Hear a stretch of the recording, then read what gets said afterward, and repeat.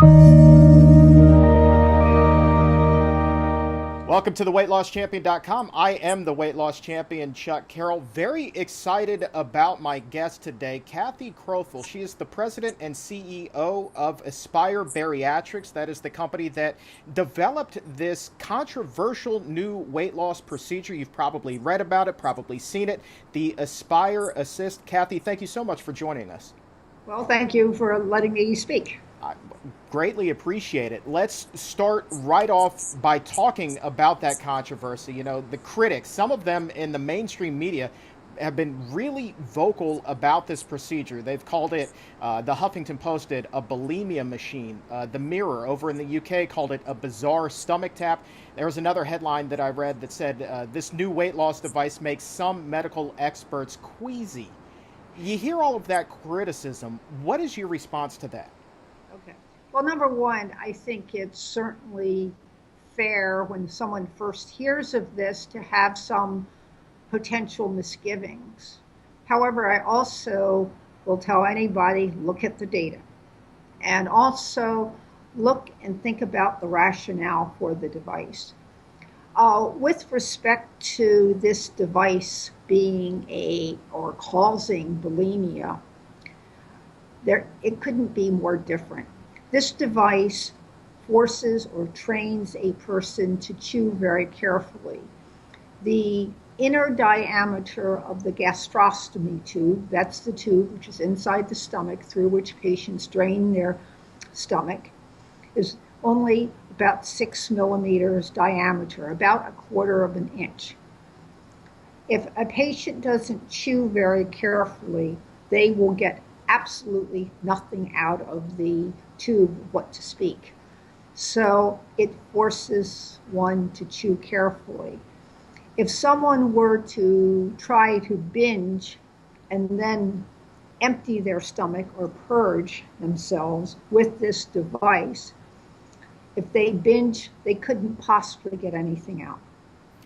So it forces slow eating. Even if they binge while chewing their food thoroughly, the device won't function. Let's put it this way. It takes the average patient of ours roughly 3 times longer to eat a meal now with this device than what it took before. So you would have to be chewing forever in order to get anything out. The other thing that this device does is because one, patients are eating slower, it gives the brain time to register that, hey, I am eating a lot. But the other thing it does is also, it also helps patients develop much greater awareness of what they're eating.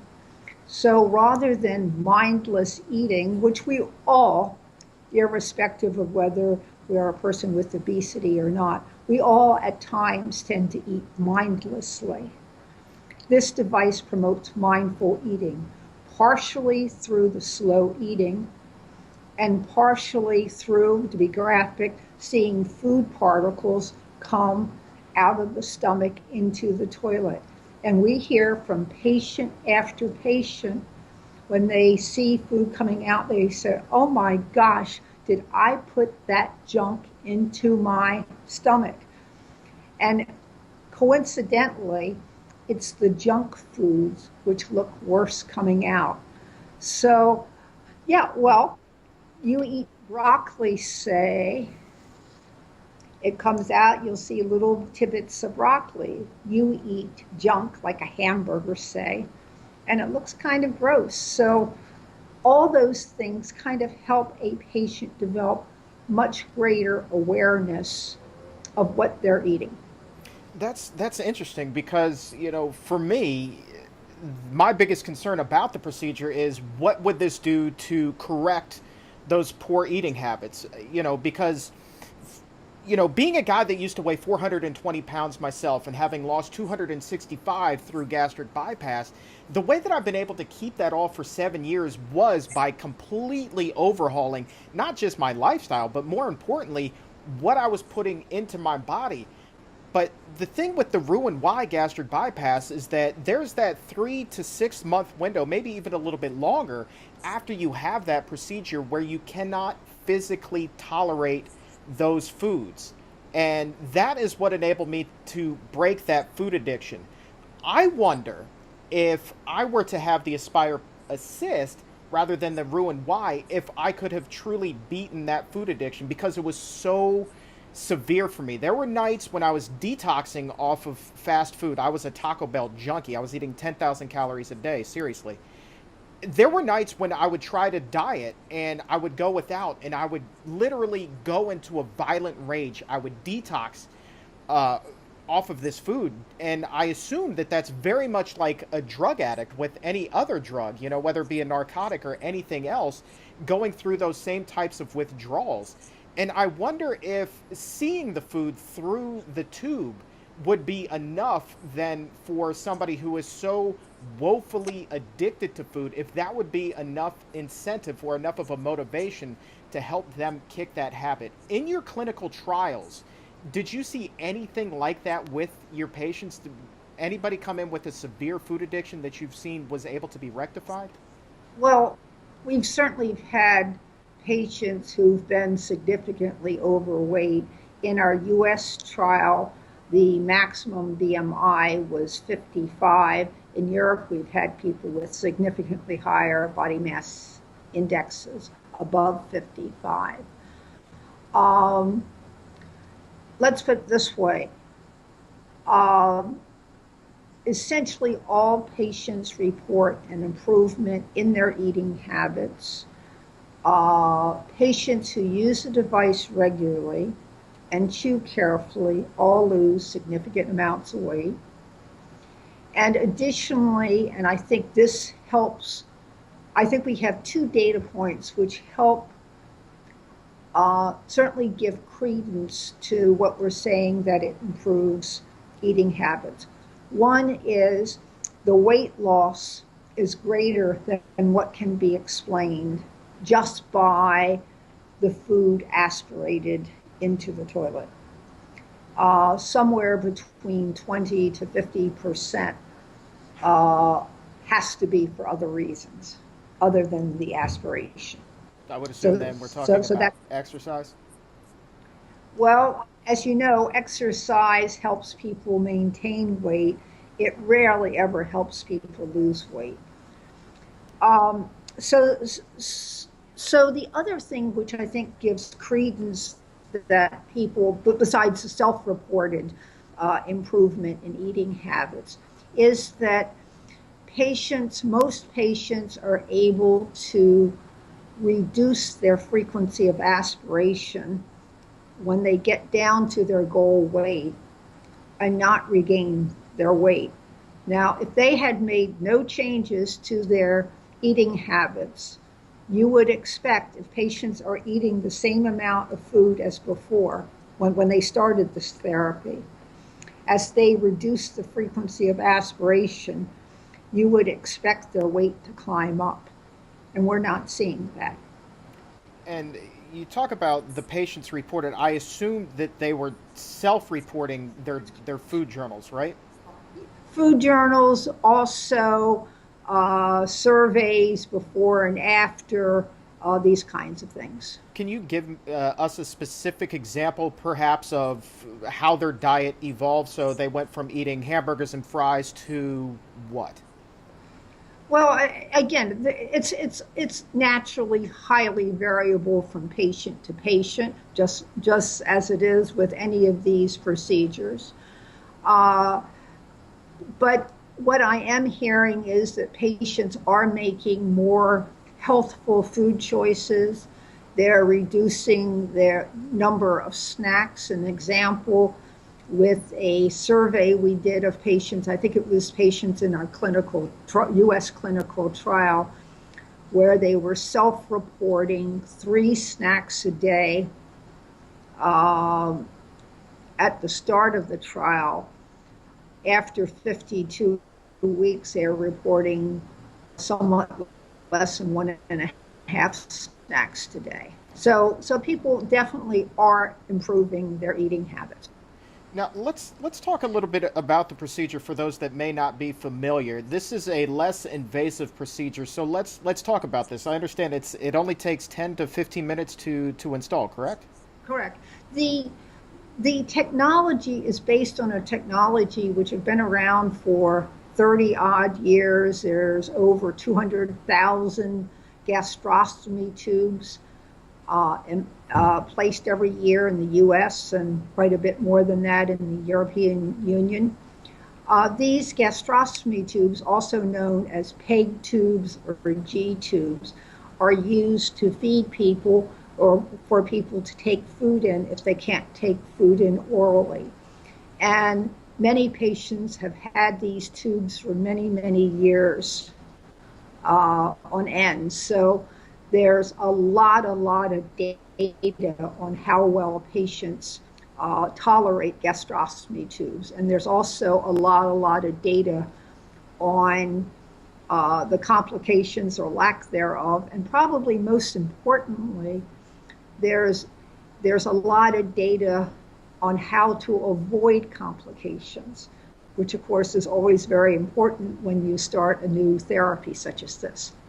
And let's talk about those complications.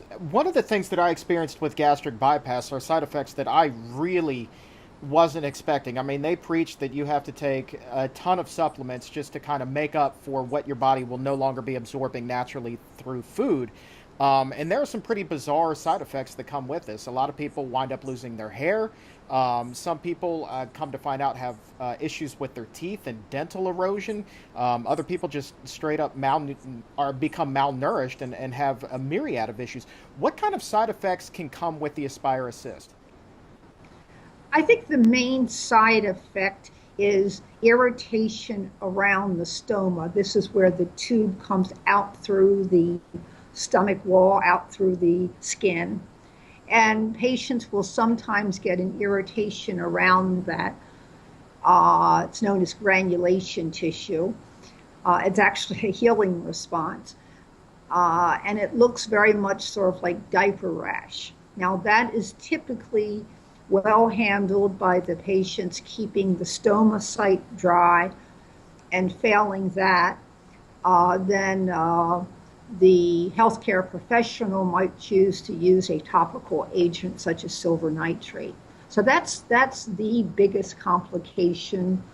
Some patients have no problem with it, and other patients will have recurring issues. But what's interesting is we've never had an issue where the patient had to be hospitalized because of it or needed another procedure because of it. And no side effects such as malnutrition or hair loss or anything like that, correct? None of that. There is a potential with this device because you're reducing the gastric acid levels to have a shortage of potassium. It's known as hypokalemia. Initially, this was way back several years ago, we were telling people to take potassium supplements and proton pump inhibitors, PPIs, prophylactically. But we found a few years ago that was unnecessary. And about the only time you see a patient's potassium dip below normal levels is if a patient is on is on a diuretic. Okay. But generally, there is not a problem with this. Nonetheless, we strongly recommend, and it's in our labeling, that patients have potassium electrolytes and other metabolites monitored regularly. I want to talk about the tubing because there is something essentially that protrudes out of the stomach, and I think a lot of people are wondering how much of an eyesore is this? Okay. Well, we actually we call it a skin port. Sometimes these are known as buttons. It typically sticks out no more than, say, about half an inch. And for the most part, you cannot see it underneath clothes. The skin port is about an inch diameter, so it's relatively small. So, so it doesn't really interfere with activities, nor does it um, show through clothing for the most part. And you said that a person can have this for an extended period of time. How long is this something that they can have installed for a lifetime, or is this typically a 3 to 5 year solution? Well, I don't think we know yet. We've had, I think the patient who's had this device for the longest has had it for up to 6 years. We had in a study, a pilot study we ran in the US, we had a number of patients who had it up for 5 years, a little bit more than 5 years. And now in Sweden, we have a number of patients who are coming up to 4 years. Um, Based upon the limited data we have so far in terms of longer term data, I think it's probably fair to assume a pretty large percentage of patients will decide to keep this in for multiple years. I've talked to patients who are only using the device once every other day, once a week, once a month even, and they're still not in a hurry to have it removed. And I think the reason is because there are very few side effects, and it's sort of their safety blanket for being able to maintain their weight if they go off their what you would call a healthy regular diet. That's interesting. Studies show that with other weight loss procedures, as time goes by, the patients who may have lost even a dramatic amount of weight at first begin gradually putting some of the weight back on. Not necessarily all of the weight, but some of the weight begins to creep back on, 50, 75% of it even. What over time, how have you found that the Aspire Assist patients have done over, that 5, 6, 7 year period? Well, I'm not sure we have enough data to really answer definitively for 5 years, but certainly looking out 3 or 4 years, it looks quite good in terms of patients being able to maintain their weight. Now, that's not to say that patients don't fluctuate, but I think what's good about this device is even if a patient perhaps goes off the wagon, if you will, and they're able to, and they gain, say, 20 pounds, 15 pounds, it's not so daunting to get back to where they were before because they need to remind themselves to chew better, to aspirate regularly, and the like. So I've certainly have known patients who've bounced around a little bit in terms of weight, but they do seem to be able to go back to their low weight again, and even go below it. And in these clinical trials, how many patients participated both in the U.S. and abroad? Okay. Well, in the US, it was 171 subject trial, 2-to-1 randomization, which meant that 111 patients had the Aspire Assist and the plus lifestyle therapy, and 60 patients had just lifestyle therapy. And what did you find? What were the results there? The patients that had the Aspire Assist and the therapy versus those that just had the therapy? Well, the Aspire Assist patients lost, as I recall, about 12% of their total body weight on average, where the patients who were on just lifestyle therapy lost about 3%. So it was a 4-to-1 ratio. That's pretty good. And I want to go back to the device itself. Obviously, if you keep it in for an extended period of time, as it sounds most patients will opt to do, what type of maintenance is involved there? Do you need to go in and replace the tubes, replace certain parts? How does that work? Okay. Uh, all parts of this device are quasi expendable. However, the what we call the companions expected to last several years. The gastrostomy tube, that's the tube inside the stomach, may need to be replaced every so often. If I had to guess, I would say every 2.5, 3 years, maybe 3.5 years, depending upon the patient. And the patients, what type of feedback did you receive as far as how difficult or how long it took them to get used to having to excuse themselves 20 to 30 minutes after eating and go and aspirate in the bathroom? Did you find that that was difficult for them? Did it become easier over time? Well, I think in the beginning, the hardest thing for patients to learn to do was to chew well. And every patient more or less reported the same thing. It took them a good 4 to 6 weeks before chewing well became an ingrained habit. So, Of course, you're trying to change a lifetime of habits, which is darn difficult. Um, yeah, tell me about it. So there wasn't really a yuck factor, but behind that aspect of it. you know, it's funny. I think most patients probably the first several times they did it, they went, ugh. But I think they inured themselves. Someone said, I used to the first time I changed my baby's diapers, I thought you too. And after a while, it's just life as usual. That makes sense. And I just want to clarify. So let's say you say that there's that learning curve for learning how to chew thoroughly enough for the device to be effective. What happens when the patient doesn't chew that thoroughly and there are those large chunks that can't make it through the tube? Is that painful then when they go to aspirate? No, there is no pain, nor is there any physical discomfort if a patient chooses not to aspirate a given meal. Of course, what will happen is they don't get the benefit of the device for that particular meal. If food gets caught in the tube, first place, it's almost always easy for the patient to remove it. You'll probably notice if you looked at the pictures on our device, you'll see what looks like a water bottle. That, in fact, is filled with tap water.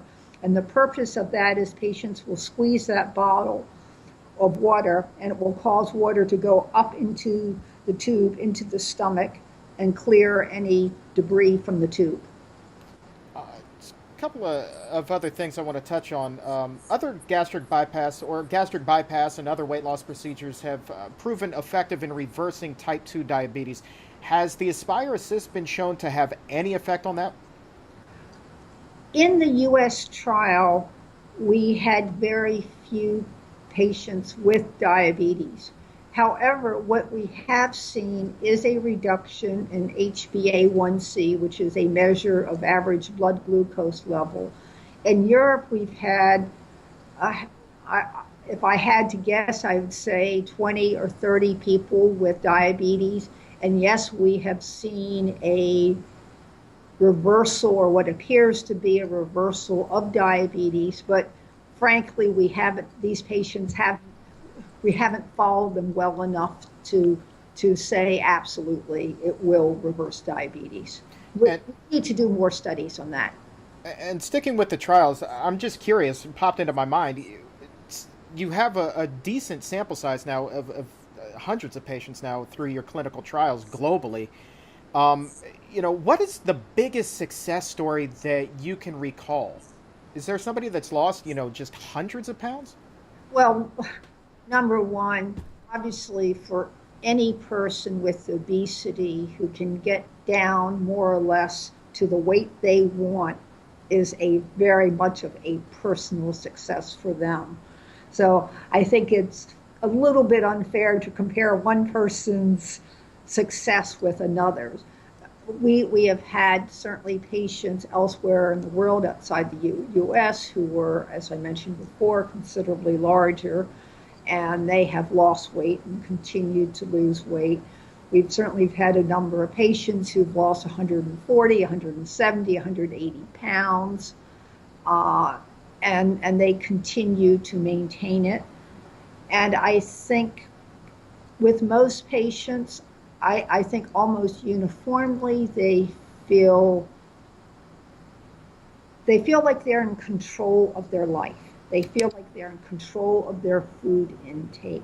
They feel like they are in the driver's seat. And I think that was something most of the patients said they lacked that prior to starting the therapy. And I'm curious, is there somebody who you would say is too large to undergo the procedure? Because I know that, somebody who may weigh in excess of 600 pounds, the doctor may say, you need to lose some weight before we will even consider doing gastric bypass. With this procedure being less invasive, would you still encourage some form of weight loss before the procedure, or would you just say, this is safe enough, let's go ahead and do this now? Well, right now, this device in the US is labeled or indicated only for people with body mass indexes up to 55. So, by definition, I have to say in the US, it should only be used with people with body mass indexes up to 55. We certainly plan to do a study in the US to look at people with higher BMI ranges. What about internationally? Internationally, we've had some we've done some studies with people with body mass indexes, I think up to 80. So to give your people an idea of what that means, your listeners, that's more than 3 times the upper limit of normal weight. So, these are people who are very, very, very overweight. And I'm sure And you only had a handful of cases where somebody had the BMI of 80. correct. Can you recall what type of results that person achieved? Well, what's interesting is, and again, it's limited data, and I want to say this is not approved for those higher BMIs in the US, but from our preliminary results in Europe, and I say preliminary because it's only been, a handful of subjects, 15, 20 or so. We're seeing the same percent weight loss with time as we are with people in the BMI range of 35 to 55. Let's talk about the other end of the scale. Maybe there's somebody watching this that says, okay, well, I've got 20 to 30, I would call them vanity pounds, that they want to lose. And they say, well, I can handle having this device installed for a year or so. Who is your ideal patient? Would you even consider anyone like that? Well, again, the device is labeled or indicated only for people with body mass indexes of 35 and above. I think there are other procedures, other devices for those vanity pounds, as you said, perhaps gastric balloons. I think Aspire really should be regarded as a medical device and a medical procedure for people with moderate to severe obesity. And I want to end with a question from Facebook. This one is from a gentleman by the name of Ted Hines. He writes, doesn't this just empty a stomach that would be craving to be full? It would probably only remove a few pounds that would then be replaced in short order. So I guess he's talking about satiation at that point. Okay.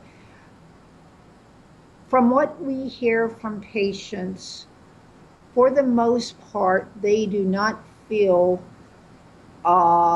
any hunger as a result of aspiration. Now, I think part of that is because patients are told to wait at least 20 minutes after they finish their last bite of their meal. So it's probably given the brain time enough to recognize satiety, maybe whatever hormones the stomach needed to release to tell the patient that they have indeed had enough has happened. So no, we are not finding patients are feeling hungry as a result of aspirating. Is there anything else you want our viewers or listeners to know about this procedure? Anything that we may not have touched on? Well, I think this device, like any of the other weight loss methods or procedures, is not an all you got to do is. I've read on blogs that, oh, these people are taking the easy way out. I assure you, as you know, there is no easy way out. And the patients who use this device, who go with bariatric procedure, or are able and successful to obtain long-term weight loss through more conventional means, or such as diet and exercise, all those patients, irrespective of the method, has worked very, very hard to achieve success. Outstanding. Kathy Crothall, thank you so very much for your time. I appreciate it very much. Thank you, Chuck.